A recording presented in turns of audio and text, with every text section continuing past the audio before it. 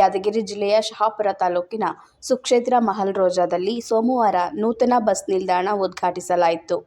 ಮಹಲ್ ರೋಜಾದ ಪೂಜ್ಯರಾದ ಮಲ್ಲಿಕಾರ್ಜುನ ಮುತ್ಯ, ಸಚಿವ ಶರಣಬಸಪ್ಪಗೌಡ ದರ್ಶನಾಪುರ, ಕರ್ನಾಟಕ ರಾಜ್ಯ ಮದ್ಯಪಾನ ಸಂಯಮ ಮಂಡಳಿ ಅಧ್ಯಕ್ಷ ಶರಣಪ್ಪ ಸಲದಾಪುರ, ಕಲ್ಯಾಣ ಕರ್ನಾಟಕ ರಸ್ತೆ ಸಾರಿಗೆ ನಿಗಮ ಅಧ್ಯಕ್ಷ ಅರುಣ್ಕುಮಾರ್ ಪಾಟೀಲ್ ಸೇರಿದಂತೆ ಇತರರು ಪಾಲ್ಗೊಂಡಿದ್ದರು.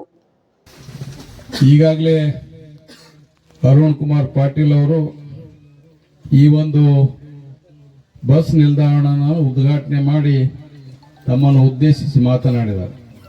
ಇದು 14ನೇ ತಾರೀಕಿಗೆ ಫಿಕ್ಸ್ ಆಗಿತ್ತು. ಅನಿವಾರ್ಯ ಕಾರಣಗಳಿಂದ 2-3 ಸರ್ತಿ ಕಾರ್ಯಕ್ರಮ ಮುಂದೋಗ್ತಕ್ಕಂಥ ಕೆಲಸ ಆಗಿ ಇವತ್ತು ಈ ಒಂದು ಬಸ್ ನಿಲ್ದಾಣನ ಗ್ರಾಮದ ಜನರಿಗೆ ಉಪಯೋಗ ಆಗ್ತಕ್ಕಂಥ ರೀತಿಯಲ್ಲಿ ಇವತ್ತು ಈ ಒಂದು, ಯಾಕಂದ್ರೆ ಒಂದು ಯಾವ್ದಾರ ಕೆಲಸ ಆಗ್ಬೇಕಾದ್ರೆ ಸ್ಥಳ ಬಹಳ ಮುಖ್ಯ. ಅದಕ್ಕೆ ಪೂಜ್ಯರು ಈ ಸ್ಥಳ ಕೊಟ್ಟಿರೋದ್ರಿಂದ ಈ ಒಂದು ಕಾರ್ಯ ಆಗ್ಲಿಕ್ಕೆ ಸಾಧ್ಯ ಆಗಿದೆ. ಅದಕ್ಕಾಗಿ ಸರ್ಕಾರ ಪರವಾಗಿ ಮತ್ತು ಇಲಾಖೆ ಪರವಾಗಿ ಅವರಿಗೆ ಧನ್ಯವಾದಗಳನ್ನ ಸಲ್ಲಿಸ್ತೇನೆ. ಯಾಕಂದ್ರೆ ಇವತ್ತು ನಮ್ಮ ಕಡೆ ಫೆಬ್ರವರಿಲಿಂದ ಭಾಳ ಬಿಸಿಲು ಚಾಲು ಆಗಿಬಿಡುತ್ತೆ. ಬೇಸಿಗೆ ಸೂಟಿನೂ ಇರ್ತಾವೆ, ಊರಿಗೆ ಹೋಗೋರು ಬರೋರು ಭಾಳ ಇರ್ತದೆ, ಎಲ್ಲಿ ನಿಂದಿರ್ಬೇಕು, ಅದೊಂದು ಕಷ್ಟನೇ. ಅದಕ್ಕಾಗಿ ಇವತ್ತು ಮೊದಲೆಲ್ಲ ಹಳೆವಿದ್ದು ಎಲ್ಲ ಹೋಗ್ಬಿಟ್ಟ ಬಸ್ಗಳೆಲ್ಲ, ಬಸ್ ಸ್ಟ್ಯಾಂಡ್ಗಳೆಲ್ಲ ಸುಮಾರು 30 ವರ್ಷ 40 ವರ್ಷದಿಂದ ಆಗಿರ್ತಕ್ಕಂಥ. ಅದಕ್ಕಾಗಿ ನಾವು ಹೆಚ್ಚು ಅರುಣ್ ಪಾಟೀಲ್ ಅವ್ರ ಮ್ಯಾಗ ವಜ್ಜೆ ಹಾಕಿಲ್ಲ. 3 ವರ್ಷದಿಂದ ಸತತವಾಗಿ ಒಂದು ಪ್ಲಾನ್ ಮಾಡಿಸಿ ಗುಲ್ಬರ್ಗಲ್ಲಿಂದ ಸುರ್ಪುರ್ಗೆ ಹೋಗ್ತಕ್ಕಂಥ ರಸ್ತೆ ಕಂಪ್ಲೀಟ್ ಬಸ್ ಶೆಲ್ಟರ್ಗಳಾಗ ನೋಡಿರ್ಬೇಕು.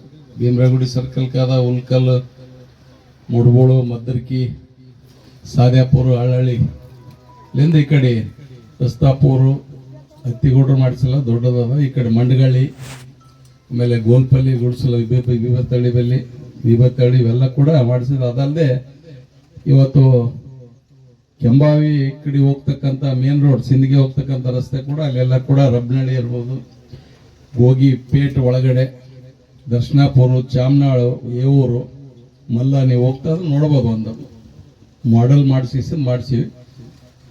ಸುಮಾರು ಈಗಾಗಲೇ ಇವು 8 ಟೆಂಡರ್ ಆಗ್ಯಾವ. ಈಗ ಭೀಮರಾಯಗುಡಿ ಟು ತಿಪ್ಪನಟಗಿ ಕೆಂಬಾಯಿಗೆ ಹೋಗ್ತಕ್ಕಂಥ ರಸ್ತೆಯಲ್ಲಿ ಎಲ್ಲೆಲ್ಲಿ ಜಾಗಗಳು ಲಭ್ಯವ ಅಲ್ಲಿ ಕೂಡ ಈಗಾಗಲೇ ಟೆಂಡರ್ ಆಗಿರ್ತಕ್ಕಂಥದ್ದು ಕೂಡ ಸುಮಾರು 20 ಲಕ್ಷ ರೂಪಾಯಿ. ಇದು ಸುಮಾರು 3ನೇ ವರ್ಷದಾದ್ರೆ ಸುಮಾರು ನನಗೆ ಅನ್ಸೋ ಮಟ್ಟಿಗೆ 30, ಇವು 8 ಆದ್ರೆ 30 ಬಸ್ ಶೆಲ್ಟರ್ಗಳು ಮುಗಿದಂಗ ಅಂತವ.